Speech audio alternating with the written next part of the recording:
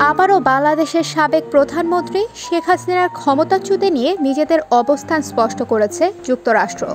মার্কিন স্টেট ডিপার্টমেন্টের নিয়মিত ব্রিফিংয়ে সাংবাদিকদের করা প্রশ্নের জবাবে হাসিনার দাবিকে হাস্যকর বলে মন্তব্য করেছেন মুখপাত্র বেদান্ত প্যাটেল। স্টেট ডিপার্টমেন্টের নিয়মিত ব্রিফিংয়ে এক সাংবাদিক বাংলাদেশের সাবেক প্রধানমন্ত্রী শেখ হাসিনা তার পতনের জন্য যুক্তরাষ্ট্রের ইন্ধন রয়েছে বলে যে অভিযোগ করেছে সে বিষয়ে দৃষ্টি আকর্ষণ করেন।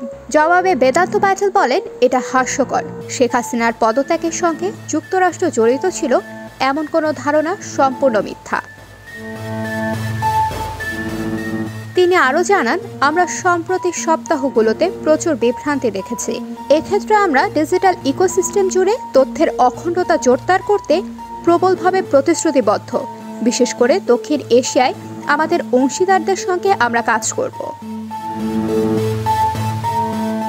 উল্লেখ্য, এর আগে শেখ হাসিনাকে উদ্ধৃত করে ভারতীয় গণমাধ্যমে প্রকাশিত খবরে বলা হয়, হাসিনার পতনে যুক্তরাষ্ট্রের ইন্ধন রয়েছে, যার জবাবে হোয়াইট হাউসের পর স্টেট ডিপার্টমেন্টও এ বিষয়ে যুক্তরাষ্ট্রের অবস্থান জানিয়েছে।